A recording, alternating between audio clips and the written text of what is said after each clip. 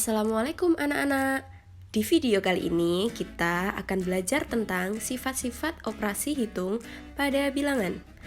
Nah, sebelum kita masuk ke video, siapkan alat-alat tulis kalian terlebih dahulu dan jangan lupa untuk dicatat semua materi yang ada di video ini. Lihat sampai akhir, dari awal sampai akhir video ini karena isinya sangat penting. Oke, mari kita lanjut. Nah, untuk yang pertama ada sifat komutatif, kedua ada sifat asosiatif, dan ketiga ada sifat distributif. Oke, kita masuk yang pertama yaitu komutatif atau biasa disebut dengan pertukaran. Di komutatif hanya berlaku untuk penjumlahan dan perkalian saja. Oke, yang pertama sifat komutatif terhadap penjumlahan. A ditambah B sama dengan B ditambah A. Jadi posisinya hanya ditukar saja. Contoh, 5 ditambah 7 sama dengan 7 ditambah 5. Nah, apakah hasilnya sama jika ditukar? 5 ditambah 7, 12. 7 ditambah 5 juga 12. Hasilnya sama. Nah, seperti ini sifat komutatif. Lalu kalau perkalian juga sama. A dikali B sama dengan B dikali A. Jadi hanya dipindah posisinya. Contohnya 6 kali 4 sama dengan 4 kali 6. Apakah sama hasilnya? 6 kali 4, 24 dan 4 kali 6 sama dengan 24 juga. Jadi hasilnya juga sama. Nah, seperti ini sifat komutatif. Paham ya? Bisa dimengerti? Oke, lanjut ke sifat kedua yaitu ada asosiatif atau disebut juga pengelompokan. Di sini hanya berlaku untuk penjumlahan dan perkalian saja. Oke, yang pertama sifat asosiatif terhadap penjumlahan. Oke, di sini A ditambah B dikerjakan dulu ditambah C itu sama dengan A ditambah B ditambah C. Yang dikerjakan yang sebelah kanan itu B tambah C lebih dulu. Kalau yang sebelah kiri itu A ditambah B terlebih dahulu. Apakah hasilnya akan sama?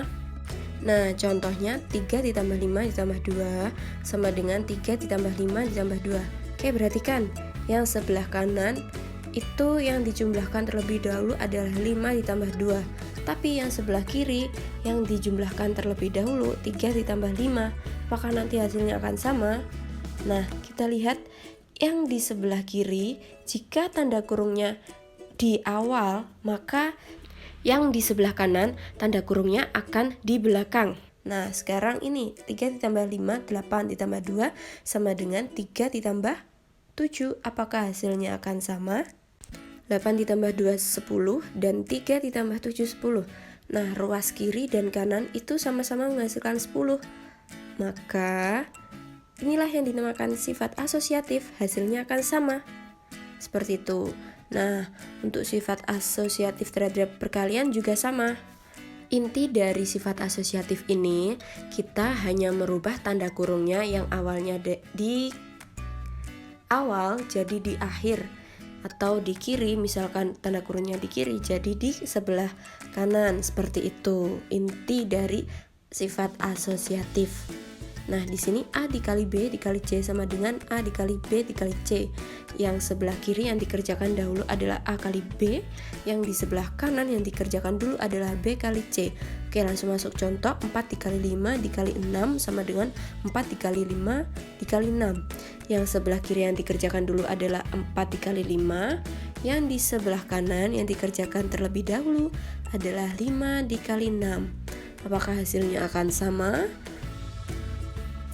4 dikali 5, 20 kali 6 sama dengan 4 dikali 5 dikali 6, 30. 2 dikali 6, 120. 4 dikali 30 itu juga 120. Maka hasilnya sama. Jadi seperti ini sifat asosiatif atau yang dinamakan pengelompokan. Paham ya?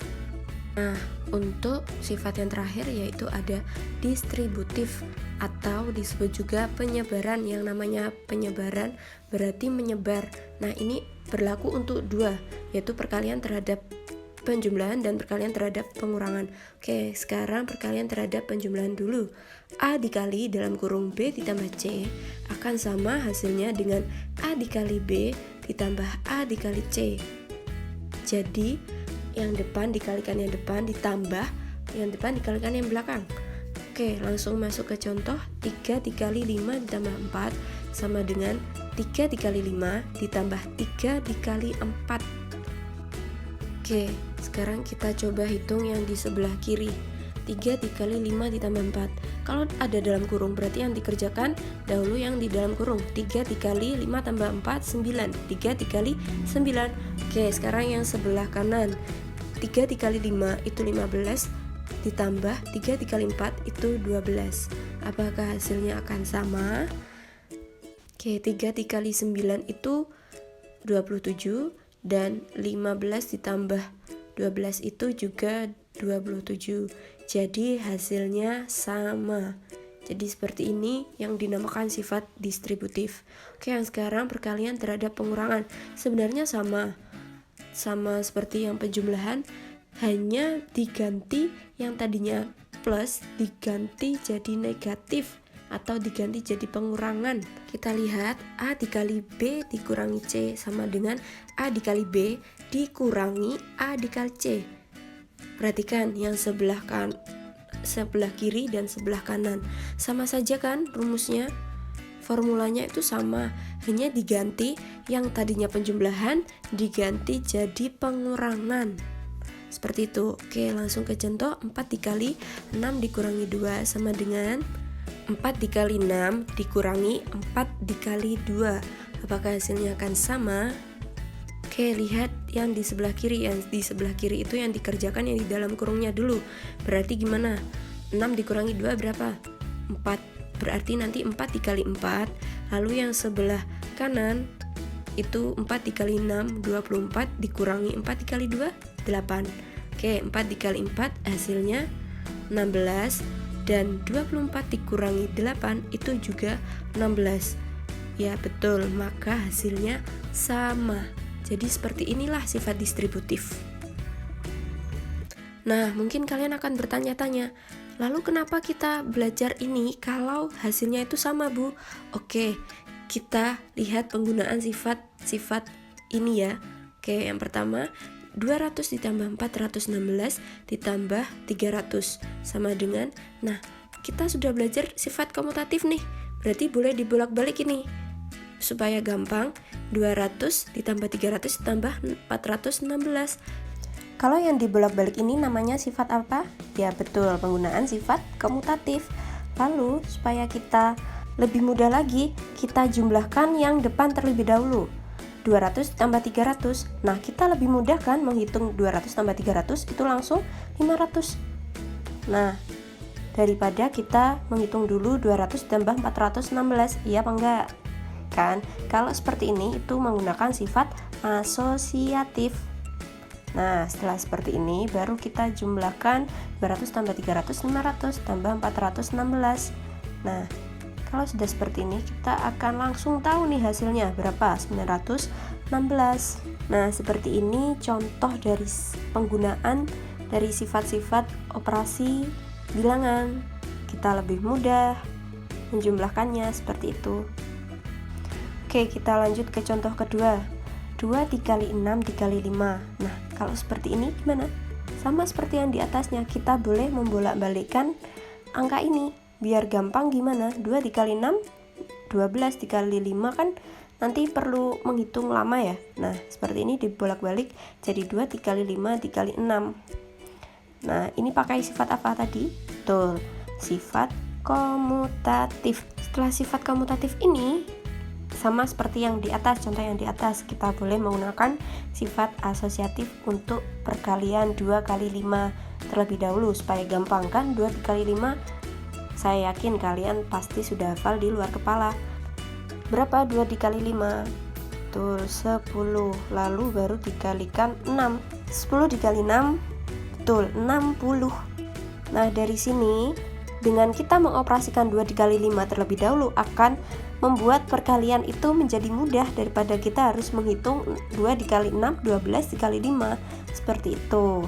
Oke, kita lanjut ke contoh berikutnya. Kalau dari dua contoh tadi kita sudah menggunakan sifat asosiatif dan komutatif. Sekarang kita akan menggunakan sifat distributif. Oke, 9 dikali 13 dikurangi 9 dikali 5. Kita lihat itu sama-sama ada 9-nya, berarti 9-nya itu bisa dikeluarkan. Ini menggunakan sifat distribusi perkalian terhadap pengurangan. Bisa ditulis berarti gini, 9 dikali dalam kurung 13 dikurangi 3. Nah, 9 dikali 13 kurangi 3 itu 10. 9 dikali 10, 90. Nah, gampang kan? Dengan menggunakan sifat distributif, perhitungan itu menjadi lebih cepat dan mudah. Oke, kita lanjut ke contoh selanjutnya. 25 dikali 999. Nah, kalau seperti ini kan kita bingung ya.